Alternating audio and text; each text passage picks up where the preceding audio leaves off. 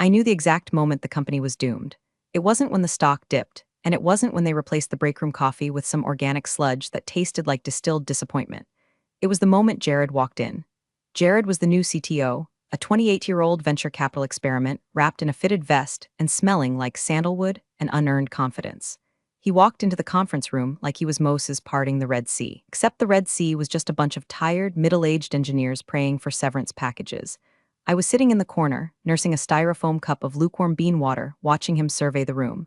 I've been here 6 years. In tech years, that makes me a prehistoric fossil. I'm the ghost in the machine. I'm the reason the servers don't catch fire when Black Friday traffic hits. But to Jared, I was just a woman in a hoodie who looked like she needed a nap and a cigarette. By the way, if you enjoy watching arrogant corporate frat boys get absolutely dismantled by the people they underestimate, do me a solid, hit that subscribe button and upvote this story. It fuels my rage and helps me buy more calming herbal tea, which I definitely lace with whiskey. Thanks, you're the best. Listen up, team, Jared started, clapping his hands together like a seal asking for a fish. I've been reviewing the architecture, and honestly, it's a mess. It's legacy garbage. We're pivoting to a microservices-first, AI-driven ecosystem by Q3. He threw a slide up on the projector. It was a bunch of meaningless circles and arrows that looked like a football play drawn by a toddler on Adderall. I squinted at it. He was proposing deleting the central logic gate of our entire logistics platform. That legacy garbage he was talking about, that was quantum ops. That was my baby. That was the code I wrote during the 2020 logistics nightmare, fueled by panic and insomnia, which literally saved this company from bankruptcy when the rest of the world's supply chains were collapsing like a house of cards in a hurricane. Excuse me, I said, my voice raspy.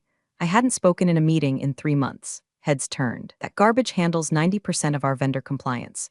You delete that node and you're not just pivoting, you're lobotomizing the company. Jared turned to me. He had that smile, the one that doesn't reach the eyes, the one practiced in a mirror while listening to Gary Vaynerchuk podcasts. He looked at my messy bun, my faded Nostromo crew t-shirt, and then checked his Apple Watch. And you are? He asked, feigning ignorance. He knew who I was. It was the line item on the budget that the CFO couldn't explain but refused to cut. I'm Emily, I said, keeping it simple. I built the backbone you're trying to surgically remove.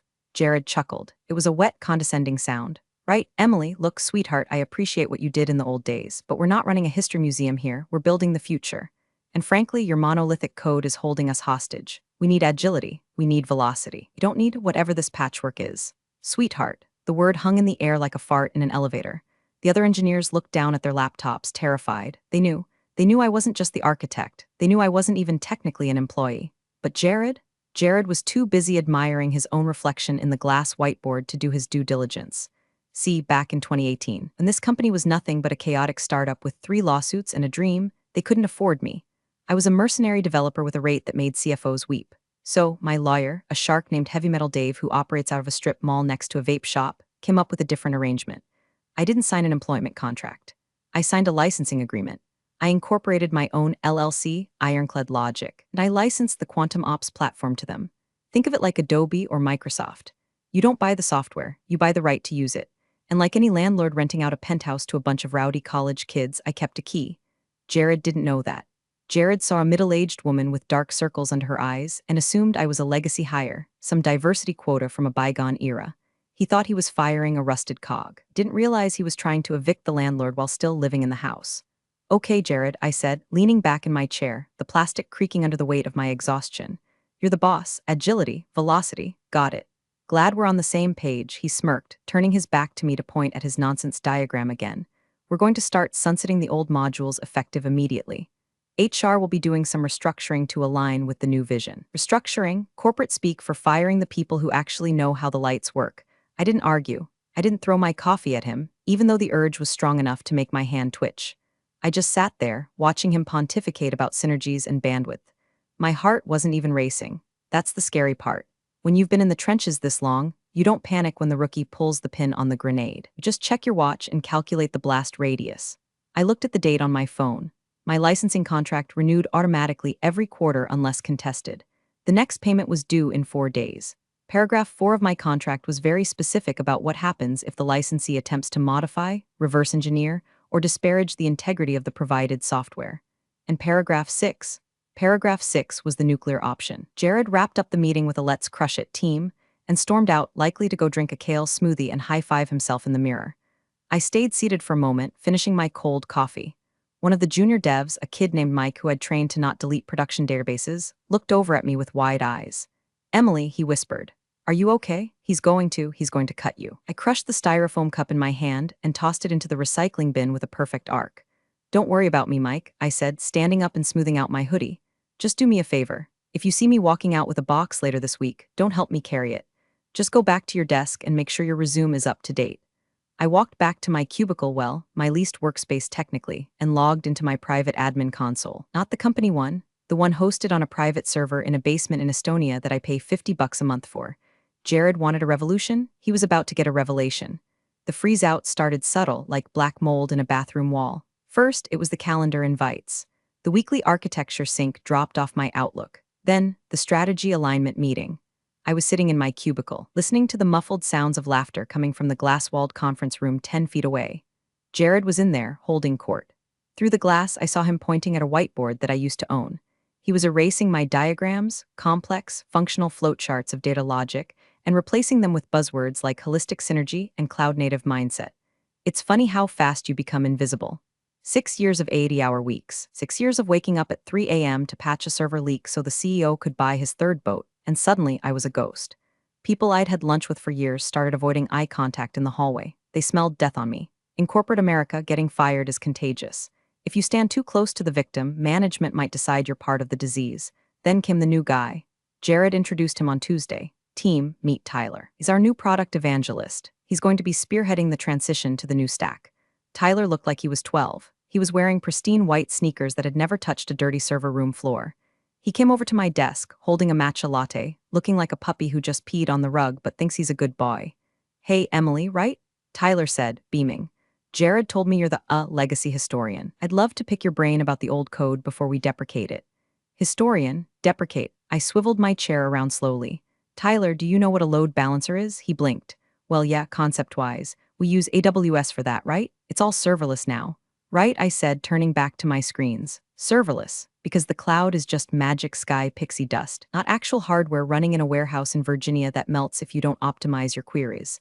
Good luck, Tyler. He wandered off, looking confused. I almost felt bad for him. Almost. He was walking into a minefield with a map drawn by a narcissist. By Thursday, my access to the staging environment was revoked. I got a generic system email, permissions updated by admin, J. Doe. I didn't fight it. I didn't storm into Jared's office demanding answers. I simply opened my personal laptop, my trusty, beat-up Lenovo that held the keys to the kingdom, and checked the bank account for Ironclad Logic LLC. It was the first of the month.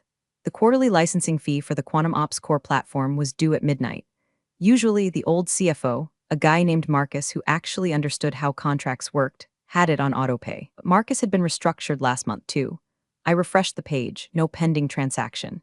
I refreshed it again an hour later. Nothing. I sat there, the blue light of the monitor reflecting in my glasses, feeling a strange mix of adrenaline and calm. It was happening. They were ghosting the payment. In their arrogance, they assumed that since I was sitting in a cubicle collecting a salary, which was actually a retainer fee disguised as payroll for tax simplicity on their end, I didn't need to pay the vendor invoice. They thought they owned me. Therefore, they thought they owned the code. I pulled up the contract. I keep a digital copy, but I also have the original, signed in wet ink by the founder, safe in a fireproof box at home. Clause 3.1, Payment Obligations. Failure to remit licensing fees within 24 hours of the due date constitutes a material breach. Clause 3.2, Cure Period. There is no cure period for willful non-payment or unauthorized modification of the source material. Jared had already violated the unauthorized modification clause by trying to patch his new microservices on top of my core without my API keys. And now, he was about to violate the payment clause. I could have walked into his office. I could have warned him. I could have said, hey, Slick, you're about to default on the software that runs your entire inventory system. But then I remembered Sweetheart. I remembered the way he laughed when he said legacy garbage. I remembered the way he looked at me like I was an ugly piece of furniture he couldn't wait to curb, so I let the clock tick. At 4:00 p.m. on Friday, HR sent me a calendar invite for 4:30 p.m. Subject, quick sync. Location, meeting room B. This was it. Friday firing, the classic move. Do it at the end of the day so the employee can't cause a scene and the rest of the staff has the weekend to forget they existed. I started packing, not much. Just a few photos, my lucky screwdriver set, and a succulent that was clinging to life despite the air quality. I wiped my company-issued laptop. I didn't just delete files, I ran a military-grade scrubber on the drive. Not because I had anything to hide, but because I'm a professional and I don't leave fingerprints. I checked the bank account one last time, still zero. I stood up, put on my jacket, and grabbed the manila folder I'd brought from home. Inside was the contract, heavily highlighted in neon yellow. It was time to go to the principal's office. Meeting room B was a glass fishbowl near the elevators, designed so everyone could see your shame as you got the axe. Jared was there, of course, leaning against the wall with his arms crossed, looking like he was posing for a Forbes 30 under 30 cover. Sitting at the table was Brenda from HR. Brenda was a nice lady who communicated exclusively in sad smiles and pamphlets about Cobra insurance. She looked like she wanted to be anywhere else, possibly dead. "Have a seat, Emily," Brenda said, her voice soft like she was talking to a spooked horse. I sat. I placed my manila folder on the table. Jared eyed it suspiciously, then smirked. He probably thought it was a desperate attempt to show him project charts to save my job. So Jared started, not letting Brenda do her job. "We've been evaluating the team structure. And as we move toward this high-velocity, cloud-native future, we're finding that your skill set doesn't align with the trajectory of quantum ops." "Trajectory," I repeated, nodding slowly. "Like a missile into a mountain?" Jared's jaw tightened. "We're terminating your employment, effective immediately. Brenda has the paperwork, standard severance. 2 weeks' pay, we'll need your badge and laptop." Brenda slid a stack of papers across the table. "We also require you to sign this NDA and non-disparagement agreement to receive the severance," she added, looking at her hands. I didn't touch the papers. I looked at Jared.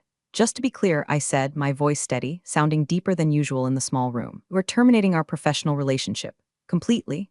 "That's what fired means, sweetheart," Jared snapped. The mask was slipping. He wanted me out. He wanted my salary budget so he could hire 3 more Tylers. "Okay," I said. I reached into my pocket and pulled out my badge. I slid it across the table. Then I took the company laptop out of my bag and placed it next to the badge. "There. I'm no longer an employee." "Good," Jared said, pushing off the wall. "Security will escort you out."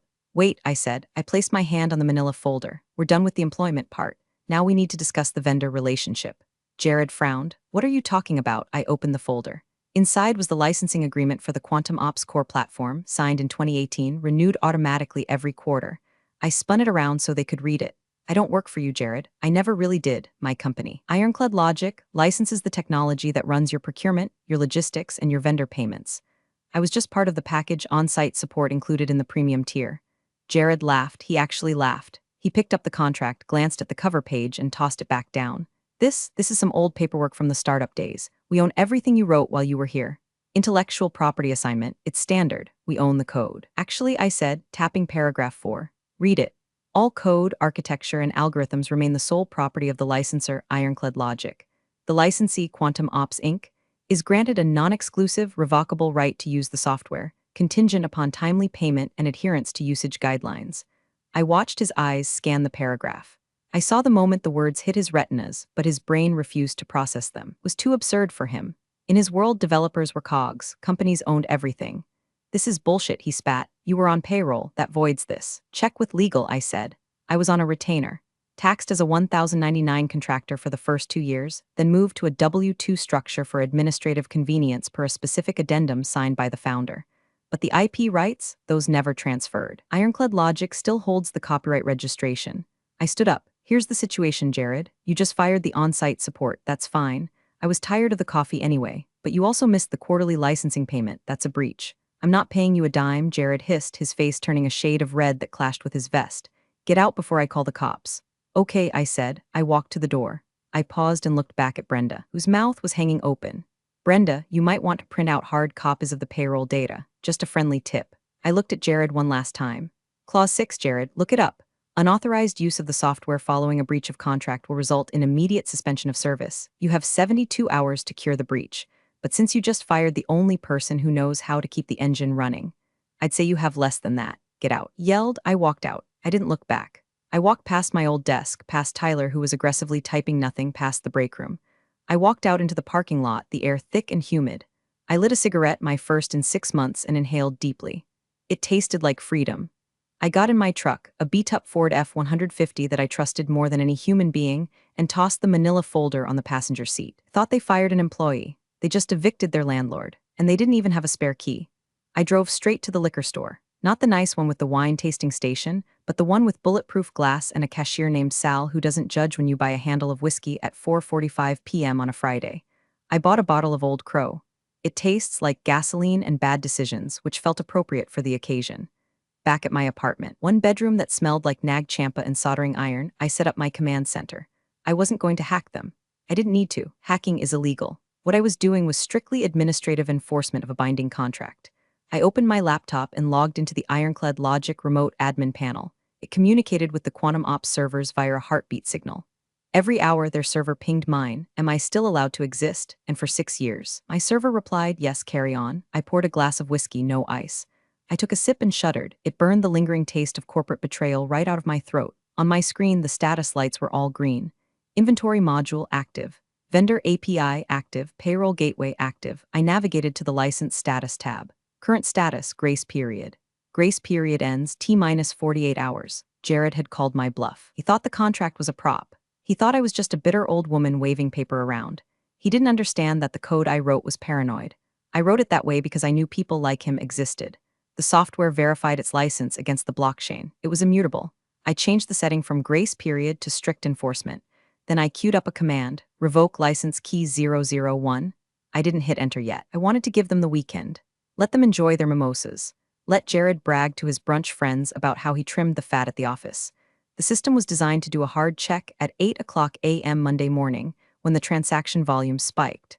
I sat back and opened YouTube. I needed a palate cleanser.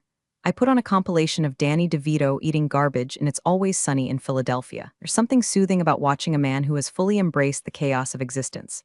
I felt a spiritual kinship with Frank Reynolds. He was the trash man. I was the code woman. We were both misunderstood artists of filth. My phone buzzed. It was Mike, the junior dev. Text, Jared is popping champagne. He says he's going to use your salary to buy a ping pong table. I hate it here. I chuckled and typed back, me, don't sign any long-term leases, kid. Maybe call in sick on Monday. I spent the weekend doing things I hadn't done in years. I slept in past 6 a.m. I went to a diner and ate eggs that were dripping in grease. I didn't check my email. I didn't answer the frantic automated alerts that started pinging my burner phone around Sunday noon when the system started noticing the license server was unreachable. Sunday night, the whiskey bottle was half empty and my resolve was full. I looked at the clock. Monday, 7:55 a.m. The Quantum Ops offices would be waking up. The warehouse teams in our state and Nevada would be logging in to process the weekend orders. The automated procurement bots would be attempting to order $2 million worth of raw materials.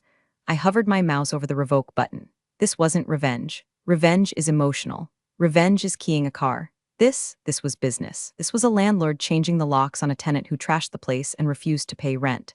Paragraph 4, bitches, I whispered to the empty room. I hit enter. On the screen, the status lights flickered. Inventory module unlicensed. Vendor API access denied. Payroll gateway critical failure. The cascading red text was the most beautiful thing I'd ever seen. It was poetry. It was grimecore art. It was the visual representation of mess around and find out.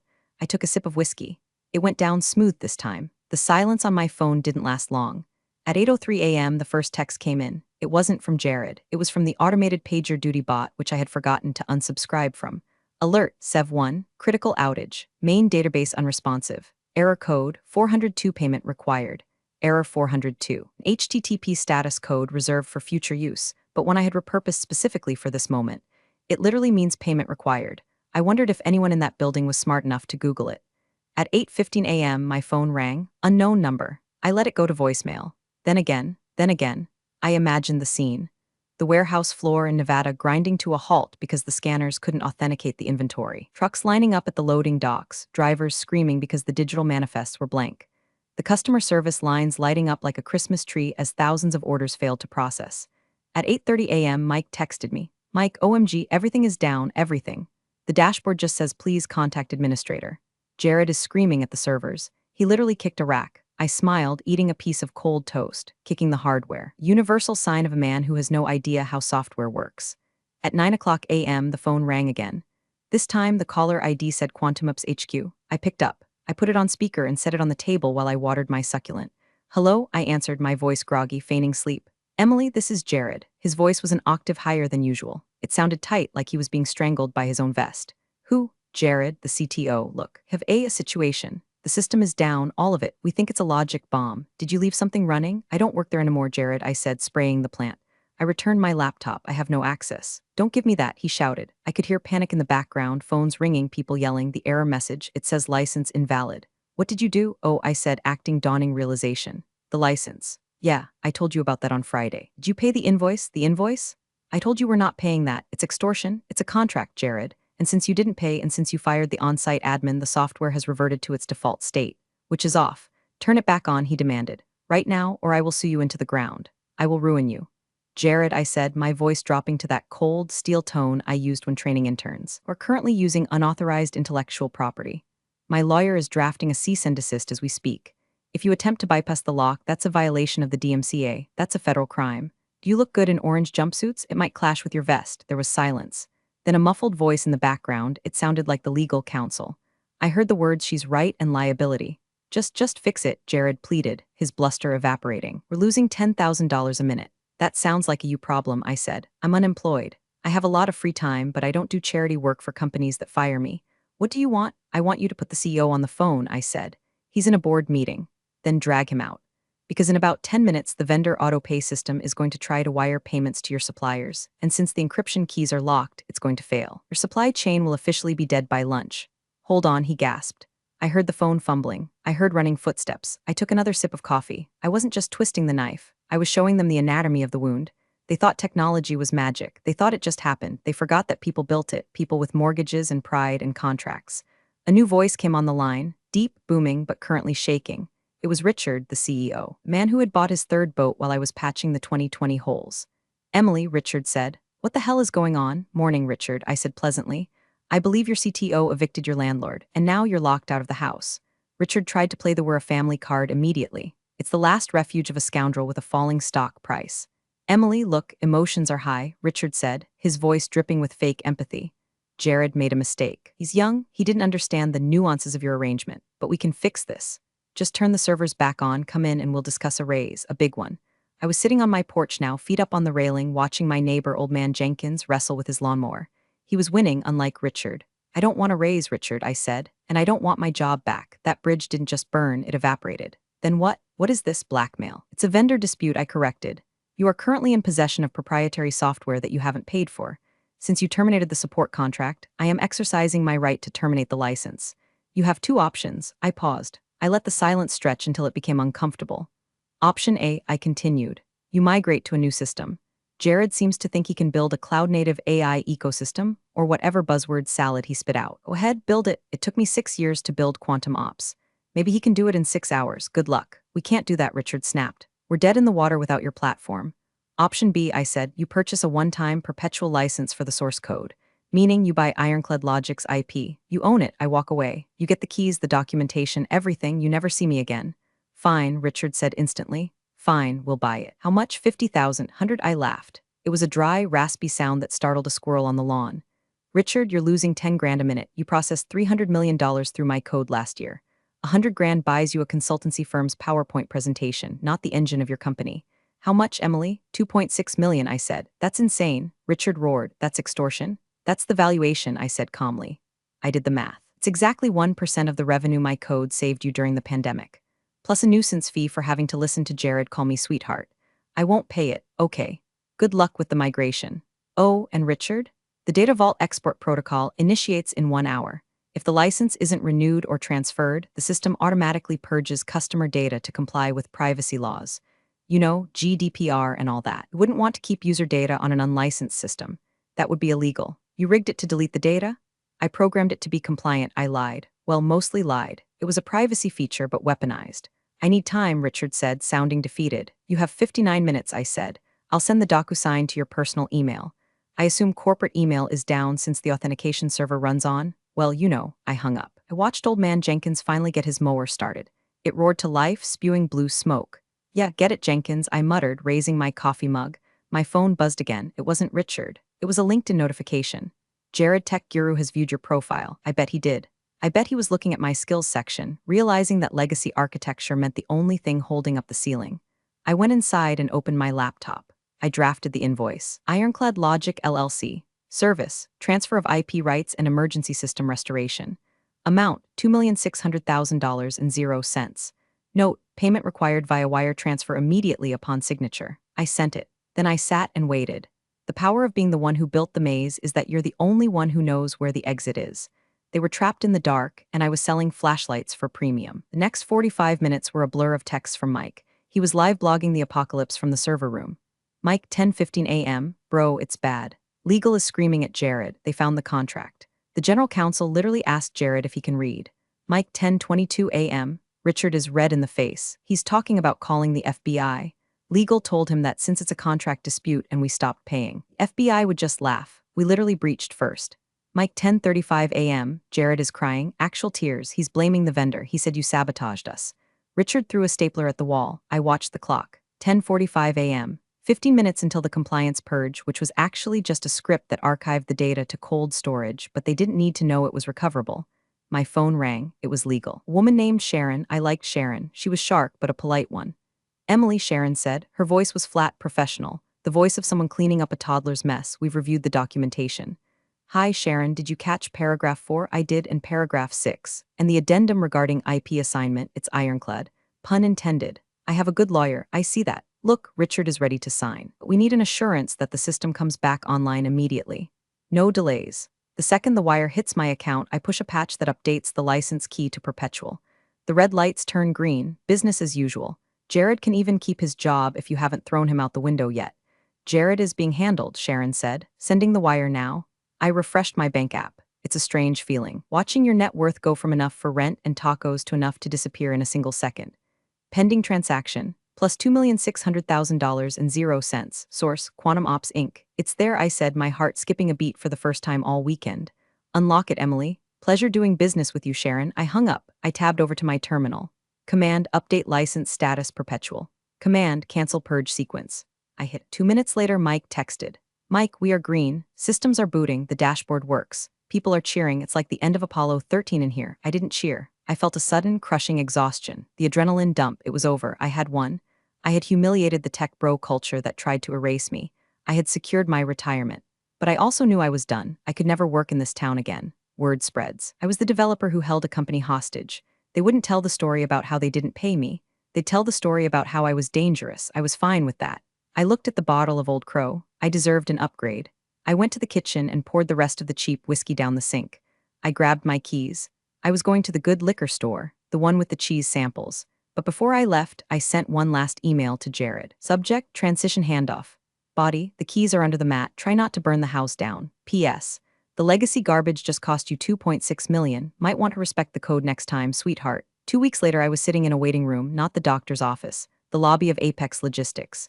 Apex was Quantum Ops' biggest competitor. They were the Coke to our Pepsi. They were bigger, uglier, and meaner. They had been trying to poach me for years. I was wearing a blazer this time. No hoodie. I looked like a consultant. I looked expensive. The director of engineering at Apex, a guy named Stan who looked like a walrus in a tie, came out to greet me. Emily, Stan boomed, I heard you're a free agent. Rumor has it you burned Quantum Ops to the ground and then sold them the ashes. I just enforced a contract, Stan, I said, shaking his hand. Strictly business. Well, like business, Stan grinned. Come on back. We sat in his office. He got straight to the point. We're struggling with our vendor compliance module. It's slow, it crashes. We heard Quantum Ops has a system that works. Miracle code, they call it. It's not a miracle, I said. It's graph theory and efficient caching. And yes, I built it. Can you build it for us? I smiled. I can't give you the code, I sold them. That's their property now. IP transfer. I respect contracts. Stan looked disappointed. However, I continued, pulling a new folder out of my bag. That code is 6 years old. It's written in Java 8. It's legacy. I saw Stan's eyes light up. In my free time, I lied. It was actually during the endless meetings Jared made me attend. I've been sketching out a new architecture, Rust-based, high concurrency. It wouldn't just match Quantum Ops speed. It would lap them. It would make their system look like an abacus. And how long to build it? 6 months. If you give me a team and total autonomy. No Jareds, no product evangelists, just me and some coders who know what a pointer is. And the price? Consulting fee, I said, plus equity. Stan extended his hand. Welcome to Apex, Emily. I walked out of that building with a contract that made the $2.6 million look like a tip. Here's the thing about winning. It's not about destroying the other guy. It's about making sure that even when they think they've won, Quantum Ops technically own the code now. They're still losing. They paid millions for a Honda Civic. I was about to build a Ferrari for the guys across the street. I stopped by a newsstand on the way home. I checked the trade journals on my phone. Headline, Quantum Ops CTO demoted to special projects following Q3 outage. Jared wasn't fired. Of course he wasn't. He probably had an uncle on the board. But he was banished to the basement. He was now in charge of special projects, which in corporate speak means don't touch anything sharp. I lit a cigarette. The smoke curled up into the gray sky. I felt clean. 6 months later, Apex Logistics launched Apex Prime. It destroyed the market. It was faster, leaner, and didn't crash when you looked at it wrong. Quantum Ops stock dropped 40% in the first quarter. They were stuck with a legacy system that they barely understood. maintained by a team of terrified juniors who were too scared to change a line of code for fear of locking up the bank accounts again. I heard through the grapevine that Jared eventually quit. He pivoted to crypto evangelism. It fits. It's another industry where you can sell hot air and disappear before anyone realizes the balloon is empty. As for me, I'm currently sitting in my newly renovated living room. I replaced the Nag Champa with expensive candles that smell like sandalwood and vengeance. I have a 4K TV dedicated exclusively to Danny DeVito movies. I'm not happy exactly. Happiness is for people who don't know how the sausage is made, but I'm satisfied, I'm balanced. I still have the old manila folder. I framed it. It hangs in my home office, right above my monitor. Paragraph 4. Paragraph that bought this house. Sometimes, late at night, I check the logs of the new system I built for Apex. I see the traffic flowing. I see the commerce of the nation moving through logic gates I designed. I think about the women like me all over the country, the invisible architects, the ones who keep the lights on while the Jareds of the world take credit for the electricity. We're out here, we're watching, and we read the fine print. So, next time some 20-something in a fleece vest calls you sweetheart or dismisses your work as legacy garbage, don't get mad. Don't scream. Just make sure you own the keys. And if you have to burn the house down, make sure you charge them for the matches. This is Emily signing off. I've got a date with a glass of Pinot and a sunny marathon. And seriously, if you learned anything from this corporate war crime, hit that upvote. It costs you nothing, unlike Jared's mistake. Next step, would you like me to write a follow-up post where Emily details the specific malicious compliance tricks she used to train the new team at Apex? Or perhaps a prequel story about the 2020 logistics nightmare that cemented her legend? Big thanks for watching, you sneaky seniors. Subscribe to keep the coffee pot brewing revenge. Your ex-colleagues won't know what hit him.